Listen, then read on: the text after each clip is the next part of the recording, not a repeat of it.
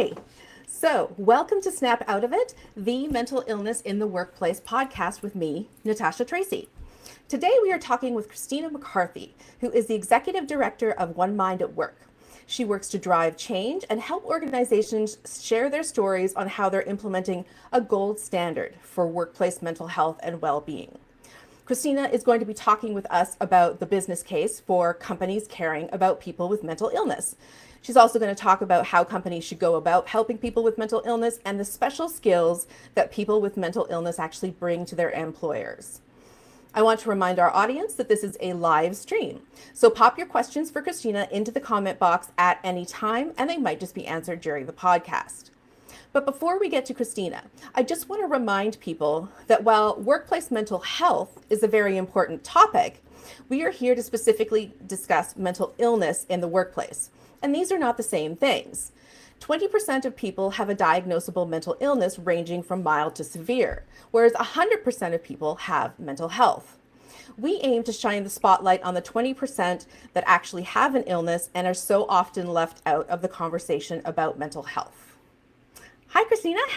Welcome to Snap Out of It. Thank you so much for having me. So tell me a little bit about yourself and your role at OneMind. Sure. So first, I just want to really thank you and acknowledge the space that you're creating here to bring more attention to mental health in general and mental illness in the workplace. As you shared, I'm the executive director of OneMind at Work, which is a nonprofit based in Northern California, though I'm on the East Coast, right outside of New York City, that partners with employers of all sizes, across industries, across geographies, to support leaders who are really committed to supporting the well-being of their workforce. We have a membership of over 150 companies globally, representing just over 7.5 million individuals. And we really work as thought partners to these organizations to advise them on how they can take a more meaningful and impactful approach to making sure that their employees are healthy and thriving. Amazing. I was just talking to you before we went on camera that I didn't know this organization existed until you contacted me about a speaking arrangement back in September. And I'm just so honored to know that there's this organization out there working so hard to make this happen. So thank you. I understand that you're very passionate about helping people with mental illness due to your own personal experience in childhood, among other things, of course. Can you talk to us a little bit about that? Sure, happy to.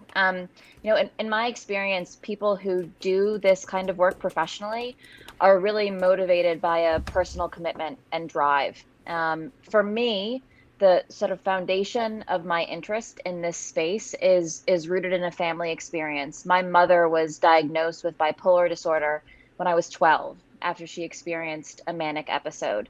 And as you can imagine, the time sort of around that diagnosis was really scary for me. I didn't have the language or tools to navigate how I was feeling.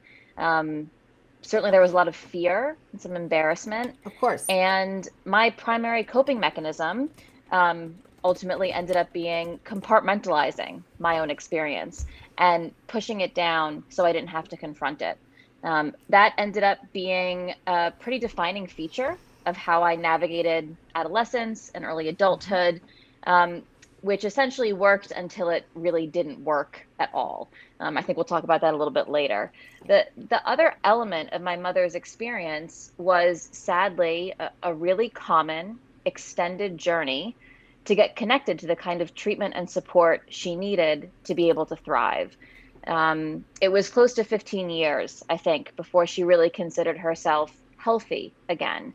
Wow. And that's a huge chunk of her time where she was struggling in some cases on a daily basis, where we were seeing her struggle and it was really painful. And again, I think is just a really common story for people who are navigating mental illness. Yes, thank you for sharing that. That must have been unbearably difficult for a 12-year-old to deal with. And it's really to your credit that you have turned that event into positive motivation for wanting to help people. And I just do want to mention that it is really common for people with serious mental illness like bipolar disorder to literally have years of journey in front of them before they can get to a place where they do consider themselves some form of recovered. That's not uncommon, like just like you said. And I just want to say to anyone out there that's experiencing that, you're not alone. So I understand that you had your own experience with mental health challenges that cropped up when you were pregnant as well. Can you tell us a little bit about that? Sure. So I started experiencing panic when I was pregnant with my daughter back in 2017. And frankly, it was terrifying because nobody had talked to me about perinatal anxiety, which is a mood disorder with a real definition and symptoms, and very importantly, treatment. Um, I knew about postpartum depression. We hear about that a lot, certainly more, in my generation than in my mother's generation. But again, I didn't have a language for what I was experiencing. And all of a sudden, this approach to compartmentalizing really became much more challenging. Yeah, it's exactly what you said, which is that it works really well until it doesn't. That's what I say about some of my own experience with denial, which is that denial is a super coping skill until it stops working for you. So Right. I understand that feeling, yes. What did your panic attacks teach you about who you were as an employee at that time and what kind of employee you wanted to be? Sure. So the first thing was sort of a personal realization, right? It was clear to me that I couldn't maintain this clean separation that I had tried to create in my work life and in my personal life. I needed to moderate my work because it wasn't healthy for me. I had to make adjustments in the way that I was engaging and sort of the pace at which I was functioning so that I could take care of myself. So that was the first realization. But it also made me realize that I'd really been blind to what colleagues and in some cases my direct reports had been navigating personally. I hadn't been taking into account factors that were, affecting them outside of the workplace and how that was impacting how they show up in the workplace. And it made me really embarrassed and concerned that I hadn't been as supportive as I could have been, again, as a colleague or in some cases as a manager. That's, I guess I would say that that's a very insightful way of looking at it. So everyone who reports to you, I guess, is lucky that you had that way of looking at it because certainly not everyone would have felt that way. So yeah, that's great. You are tuned in to Snap Out of It, the Mental Illness in the Workplace podcast. We are talking to Christina McCarthy, someone who helps companies make sense of mental health at work. Don't forget, if you have any questions, please pop them in the comment box and we may just answer them on air. Now, I've said many times that there is an ethical imperative to care about people with mental illness in the workplace. After all, disregarding 20% of your workforce just because they're different isn't acceptable on any level. However, we are not here to talk ethics today. We are here to talk about a business case. So, tell me, what is the business case for companies caring about people with mental illness? So the business case is really important. I don't want to minimize the moral imperative that employers have here, right? It's really important that we think about this both as the right thing to do, because as you say, it is the right thing to do. But there is also a strong case for companies making concerted efforts to really support people within their workforce who are experiencing mental illness and people who are navigating the workplace and looking for job opportunities. What we hear from our members, especially right now, is that recruitment and retention is incredibly difficult. We've been, I think, inundated over the course of the past year with messages about the great resignation or the Yes. great reshuffle, right? And that just means fundamentally that there is competition for talent. And so if you are disregarding at the outset a segment of the population that is interested in working, that has critical skills and experience, then you're missing out and you are going to be behind the curve. So it's an easy sort of big picture message to share. But when we start thinking about what really helps to drive business decisions, a lot of times it's some of these factors, right? It's things that are more directly related to operational impact, to that P&L and the bottom line. And we know that this is a major cost driver for organizations right now. So we believe very strongly that if you're not thinking about these groups, then you're going to be left behind. I just want to mention that 2 weeks ago, I talked with a woman named Saskia, who is a CEO of a charity, and she actually has incredible programs for people in her office who have mental illness. And because she has a mental illness herself, she developed those programs. But what she said is that although those programs cost the company money, she saves money on the bottom line. She has the numbers, she can prove it. She can show that doing the right thing isn't just the right thing because it's moral, but it's also the right thing for the company's bottom line. So exactly what you're saying. People do it and it does work. It's a Now, really powerful message, and to have that data to back it up is meaningful. so when we talk about caring about people with mental illness, and because I use that term and it's very loose, what does that look like in terms of programs and changes that companies have to make? Sure. So I think that there's a multi-layered approach that organizations really have to take here. First, fundamentally, you need to have a culture that is appropriately educated and socialized to these issues. Programs are really important, but in a vacuum, they are not enough. And so that means that there have to be clear and consistent messages from leadership, from HR, from senior and mid-level managers about what kind of organization you're working for and within, and the kind of culture that really supports everybody. Again, whether we're talking about the entire population from a mental health perspective or from a mental illness perspective. That culture is really the glue that brings everything together. Programs are how this sort of lives and breathes, right? How all of this gets operationalized and how individual employees can feel supported on a day-to-day basis. So there are some table stakes here. Certainly, we want to make sure that access to mental health services is available, is equitable, is affordable, is clearly communicated, is reinforced through all of the sort of typical HR communication channels if you have an HR function.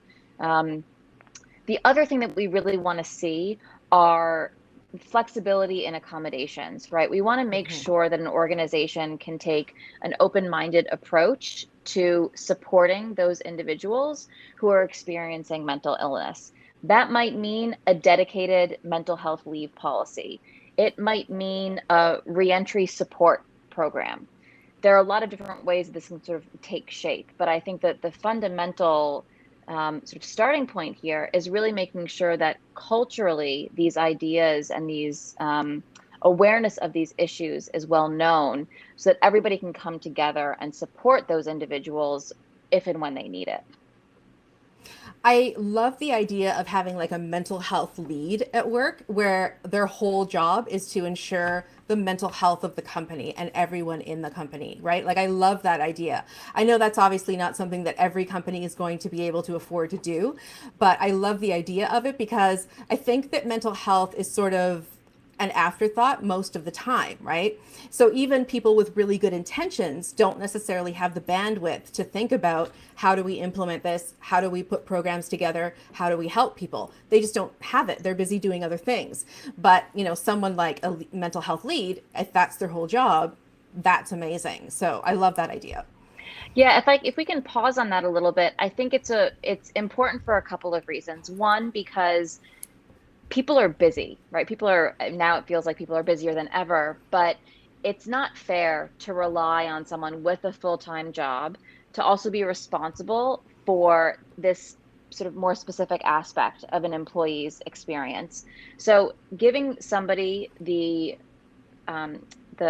title and the position, the autonomy, maybe even perhaps budget and resources to really manage and support this work is important for the organization. It's also a really strong signal to the workforce that Yes. not only are these philosophies that a leader is espousing, but that they're really standing up behind this effort, and they're putting resources in place. They're approaching this with rigor and real commitment. And it's a great indication that leadership is taking this work seriously. And again, not relying on the generosity of somebody who is perhaps just the director of benefits, right? And has a Right. lot of work to manage with that scope alone. Yeah, I do think that mental health can definitely be one of those things that's just lip service, where a CEO gets up in front of their staff and says, "We really care about your mental health," but then nothing really happens. So when you do appoint someone, if you have the ability to do that, certainly you've proven that you're doing something more than just talk about mental health, which is what we all want. Right. So, how can companies ensure that employees with mental illness actually make use of the program specifically for mental health? Because I know that sometimes when you have a mental illness, you might be really shy about using those programs. Um, Shy is one way to describe it. Being afraid is Yeah. another way to describe it. I think that there's really important work to do again in one, communicating what a company is actually offering in terms of benefits, and in some cases, decoding that a little bit. So, a typical onboarding experience for a new employee might be an hour and a half orientation with a benefits overview and a menu of different health insurance options that they can pick from, without a lot of navigation as to what that really means. So, if I'm coming in to a new organization and I struggle with clinical depression and I know that I want to get coverage for certain things, how do I navigate that? How do I look at a brief or a memo or some kind of shiny flyer and really understand what's behind that? So there's a role for HR to really drill into those benefits, both so that they understand what they're offering as an employer, but also so that the employees know what's available to them. I think the other thing that companies need to consider is maintaining open and transparent lines of communication between the folks who are in HR and in leadership and the employees who are actually accessing these services. When we talk to our members about something as simple as their EAP utilization, right? Utilization ranges between 3 and 6%. If we have a member Okay. who's closer to 10%, they're really proud of that. Right. And that's an industry standard that's really low. And everybody is trying to drive people to these services because companies are paying for these services, right? It's an investment on their part. And so they want to see that utilization go up. But it's hard to do that if you're not speaking to your employees, making sure that you're designing programs, benefits that meet their needs, and that you don't have a good feedback loop in place. So maybe Yes. somebody reaches out to the EAP. They feel comfortable, they understand that it's there, and maybe then they end up on a wait list for a month. Yeah. And they say, well, this Yeah. isn't worth my time. If that doesn't get back to somebody who's in a position to do something about it, then nothing's going to change. That utilization isn't going to change, and that employee has now had a negative experience. And we really want to encourage everybody to seek access to the care that they need. Those negative experiences can end up being real barriers for people in need. 100%. And it only takes one bad experience to sour you for years, right? It's not like people then just go back to the well and try again necessarily. They may just say, no, my employer doesn't care, I'm not doing that, or no, that's a waste of time, I'm not doing that, or whatever they think. But it can literally be a barrier, as you said, for years because of what happened the one time. So Right. it's not really one time. Really, it's an ongoing issue for that person that only gets corrected when they get motivated to try again, which is hard, right? It's hard enough to motivate someone to do something the first time, but it's even harder to get them to do it a second time when the first time didn't go well. Right. Right. I mean, there are so many examples of, having a bad customer service experience on an airline and saying, I'm never flying that airline again. Yeah. This is so much more important than that. But the same dynamics are at play. And so once you lose the trust or the confidence of that employee, it's really hard to reset it and to give them a positive experience. So you said to me that everyone in an organization needs to support mental health at work in order for changes to be effective. So this philosophy of mental health and the organization needs to be baked in. So, how can a company actually bake in the concept of mental health and them caring about mental health? So this to me is really where we start to think about how we can operationalize culture. So how do we move from a leadership commitment and perhaps a public statement or initiative, communications campaign, what have you, to really making that sustained change? If you have a leader who's engaged and committed and maybe passionate about this topic, but it doesn't filter down to divisional units or to managers, those employees, those frontline employees, are not going to feel that support. So we really need to be intentional about making sure that we translate these big picture statements and commitments into action. Again, this can look really different across different organizations, different sort of business footprints. We want to think certainly about how we engage every level of the workforce. So, are we talking to executive leadership? Are we talking to senior and mid level managers? Are we talking to those frontline employees? Are we really engaging in a collective approach to this work? Or are we relying on just one group or one set of individuals to try to carry this forward? If people feel like they're being talked to, but then when they raise an issue, they're not heard, you're Hmm. not going to get that kind of adoption and uptake that you really want to see. So there are ways to think about or ways to incorporate mental health into everything that happens in an organization, into those leadership messages, into communication and training, into the benefits and services, certainly, into work design. How are you structuring the day to day experience of an employee to protect their mental health and to accommodate when it's necessary? We have a lot of partners who are in healthcare or are in management consulting or in legal professions where there's an expectation of really hard driving work. Yep. And it's a badge of honor, right, to clock Yeah. in 18-hour days or to not sleep for a few days in a row. That's not healthy, right? So there's No, really it's not. important work to be done around work design in some of those organizations to break down some of those perspectives that I think are really outdated, that we know are not good for us in the long term.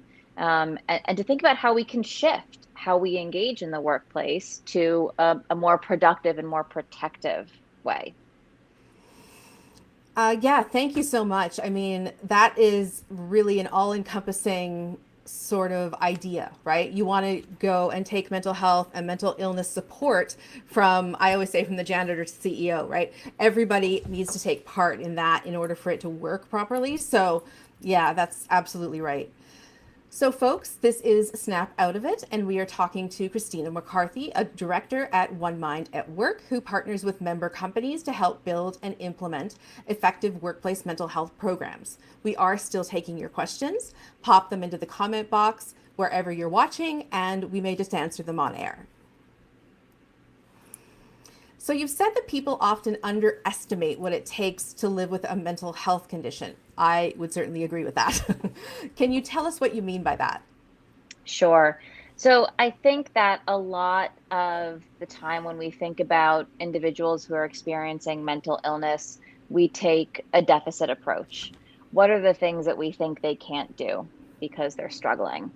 And I would really encourage and pressure companies and employers to take a strengths-based approach instead. What are people with mental illness navigating in order to be able to engage in day-to-day life? And how does that support resilience? How does that make them more committed? How can we really think about tapping into this group, again, from a talent perspective, to engage them in the workplace and to help them bring all of the skills and experience and assets they have to bear? And if we take that approach, if we're really sort of earnest about this work, if we provide flexibility and accommodations and good structural support and benefits, then those individuals are going to be able to contribute in incredible ways. So this goes back a little bit to sort of the business case for this.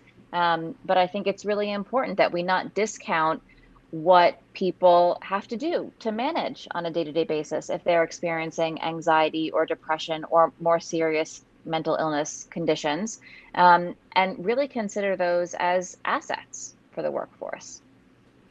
So I admit, I don't think I've ever looked at it that way for myself personally. I've always looked at I can't do this and I can't do that and I can't do that. So I admit I have taken a deficit approach within myself.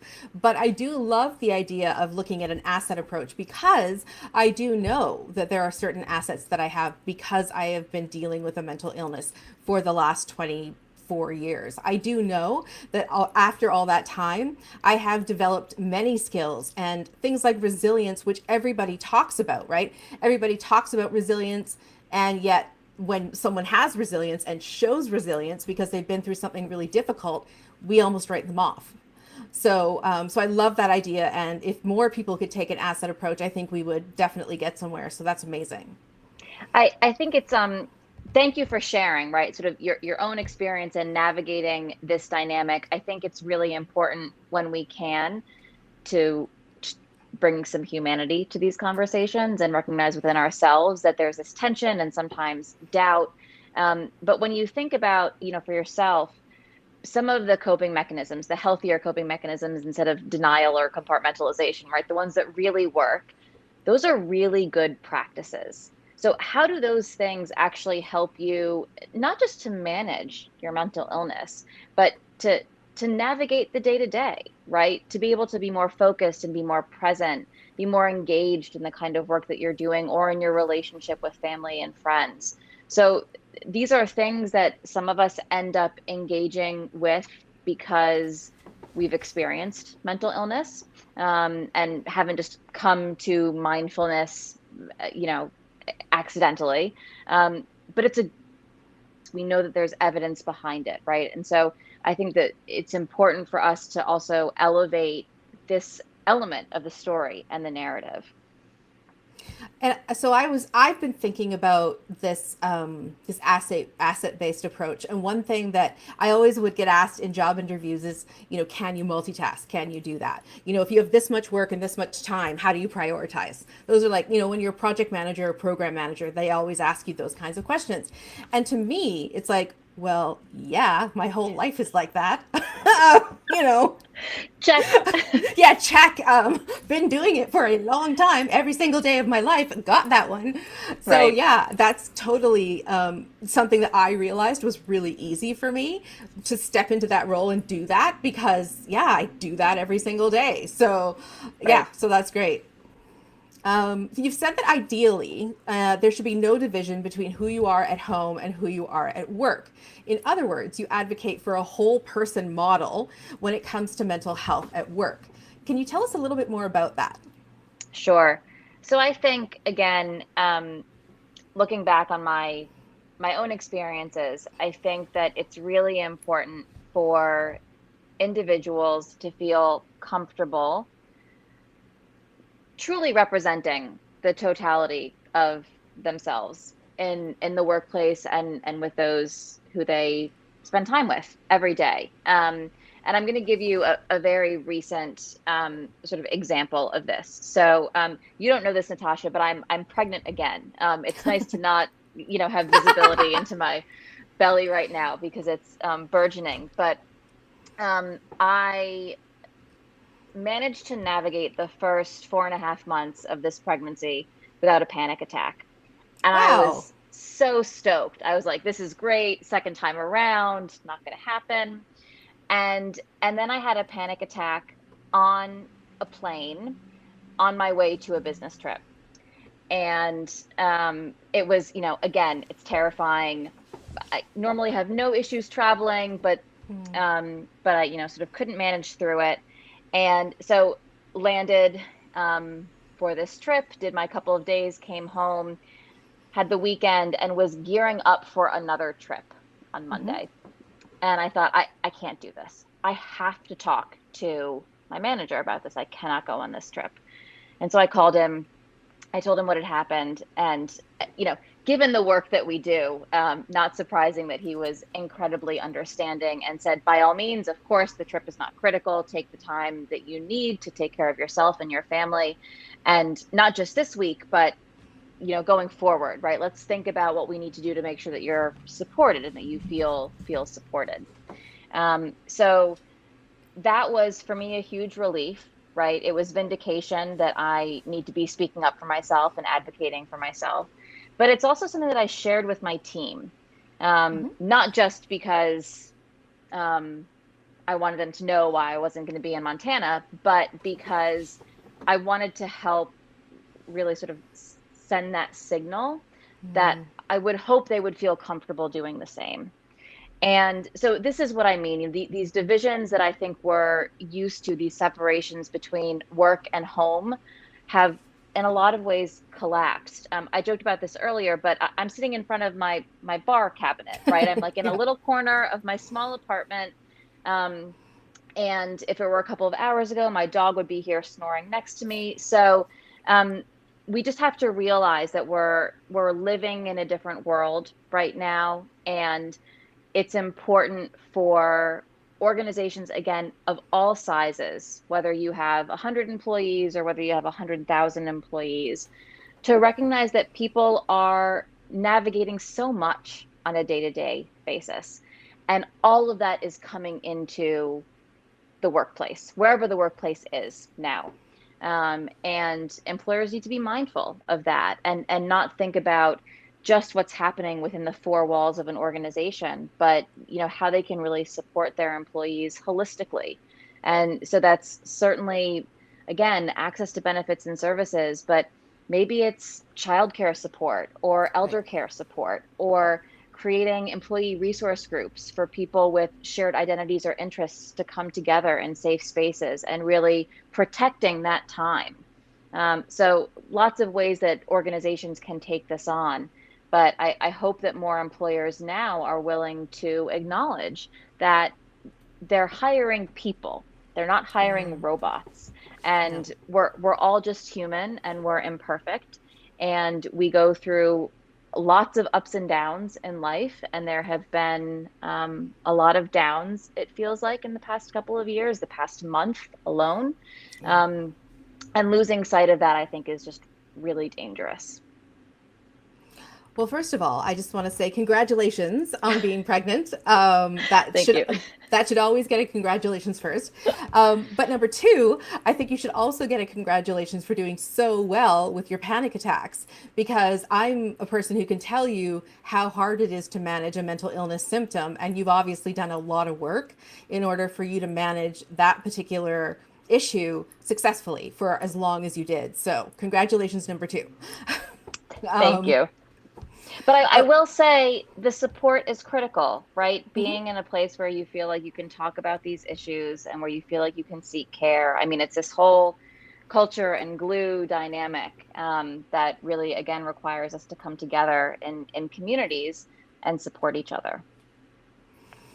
So finally, I want to know, what signs are there that a company actually does a good job of people with mental illness in the workplace? So if I'm looking for an employer, for example, how do I know who to actually go to actually have a successful experience there? So this is a really difficult question to answer.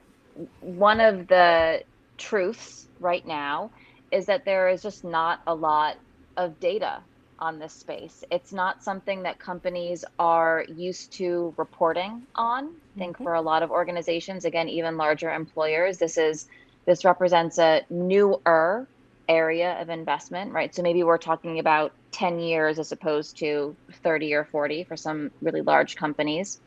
Um, so if you're navigating job decisions, figuring out, what's going to be the most welcoming environment is going to be challenging.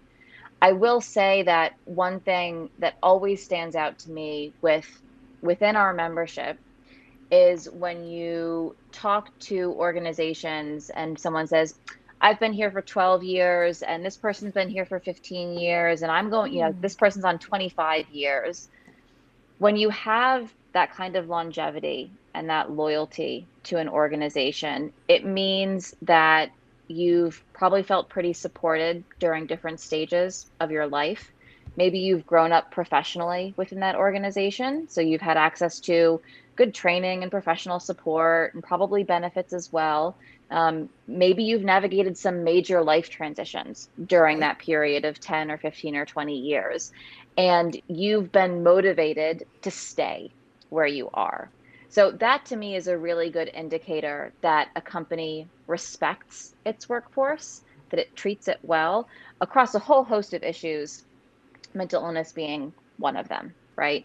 But I do think that we have work to do in creating more transparency around, what organizations are doing, what we want to assess from a Right. workplace perspective, and the maturity of some of these programs. And it's actually an area where OneMind at Work is really engaged right now and thinking about how we can develop some more robust and independent metrics so Yes. that businesses, first of all, know how they're doing, but so that the general public knows as well, right? How can the investor community make decisions about organizations? We have these great metrics in place for environment and governance, Hmm. but the S in ESG is still pretty fuzzy, right? So I think mental health is a great place for us to consider, how we can be more rigorous in our approach to measurement and assessment. I would love, just in my fantasy world, I would love to see a scorecard, right? So like a nice little graph where there are things down the left, things across the side, and they get an A or they get a B or whatever. I'd love to see that for companies where you can just literally go, this is how they treat health. And it doesn't even have to be mental health specific. Mental health can be one aspect, but that they have a health report card, and that you actually can see it and say, okay, this company really does take that seriously. I would love that in my fantasy world. I So, think that would be really great. It's a nice sort of stay tuned plug for some things under development at OneMind at Work. I think that um, there are places where you can get crowdsourced information, right? You can mhm, go to Indeed.com, but those are not as rigorous or as right. independent or as Yeah. objective as we really need, right? And so I think, again, investment in this space is really critical. Okay, so we've got a few questions that I do want to get to. One question is, you mentioned resilience, which is a skill, especially in the post-pandemic environment. How can employers, oh, sorry, it's hard for me to read this here. Just one second. Oops, daisy. There we go. Okay. Okay. You mentioned resilience, which is a sought after skill, especially in the post pandemic world environment. How can employers celebrate and harness without exploiting the natural resilience that people with mental illness bring to the table? It's a really great point. It's definitely been a buzzword the past couple of years, right? Yes. I think that resilience is important, and our ability to experience stressors and have a physiological response and manage that well is critical to our survival, right? But we also don't want to focus too much on putting the onus on individuals to be the most resilient version of themselves at all Right. times. It's not Yeah. possible, right? Our baselines have been elevated from a stress and anxiety perspective over the course of the past 2 years. Some people have felt that much more acutely than others. So there's a need for resilience training, for the introduction Mm-hmm. and education around coping mechanisms and mindfulness practices that we know, again, have evidence behind them and are helpful. But there's also a need for employers to look at how they are contributing to the stress of their workforce, right? Yes. This is not just a matter of, as one of our scientific advisors likes to say, building a better mouse. You can only do so much there. Yeah. And we know that in some industries that are represented in the OneMind at Work membership, people are tired of hearing about resilience. They're tired of hearing about burnout because they feel like it puts the responsibility on them to do more and do better. So I think there's a again a need for support and for training and education in this space. But there's also a real need for employers to look at, how they're contributing in some ways to these factors. Yeah, that actually is a really fair point, because you wouldn't need to be so gosh darn resilient if life wasn't so gosh darn hard. And so Right. maybe an employer could make life a little less difficult and you wouldn't have to be so resilient. That's a very fair point. Right. You can offer resilience training, but it's not fair to then reintroduce that employee to a Yeah. toxic work environment. So, your resilience training isn't going to do much if you're expected to, work unreasonable hours at unsustainable wages with an unsupportive manager. It's asking a lot. So one more question. From your perspective, should mental health be part of a company's approach to diversity, equity, and inclusion initiatives? Absolutely. And I think that there's an argument to be made for sort of what's the umbrella approach, right? Mm-hmm. So there is huge interplay with issues of representation in the workplace and mental health. There are some of our members who have embedded diversity, equity, inclusion initiatives under their mental health and well-being strategies. There are others that have taken the inverted approach. So mental health sits under diversity, equity, and inclusion. I think what's really important is acknowledging and respecting the intersectionality of these two things, and really making sustained and earnest commitments to both. Neither of these issues are flash in the pan or Mm-hmm. new or the result of the pandemic, right? Right. What's happened now is that we have renewed attention or new attention to the importance of these issues. And so, what I really hope is that we see, as we continue to migrate into different phases of, what is now this endemic, that employers don't take their foot off the gas, either for mental health considerations or strategies and for diversity, equity, and inclusion programs and initiatives. Well, thank you so much. I think that's how we're going to end it on that particular note. I would just like to thank you. This has been Christina McCarthy, and she has shared with us some absolutely brilliant insights. So thank you so much. I know that advocating for people like me in the workplace actually works for the entire workplace overall. So thank you so much. Thank you, So Natasha, for having me. It's been a pleasure. happy to do that. Join us at the same time next week, and that's 2 p.m. Eastern, for a very special live stream with me, Natasha Tracy. I'm actually going to be sharing some basic facts about mental illness in the workplace. I'm going to share my personal story about working with mental illness, and I'm going to answer any questions that you may have. It's going to be really fun because a lot of it is going to be directed by your questions as to where we're going to go. Drop by the podcast's website at snapoutofitpodcast.com for more information. Snap Out of It recordings are available on your favorite podcast platforms like Apple Podcasts and Spotify. And if you'd like to be a guest on Snap Out of It, check out our website and fill in the guest application form.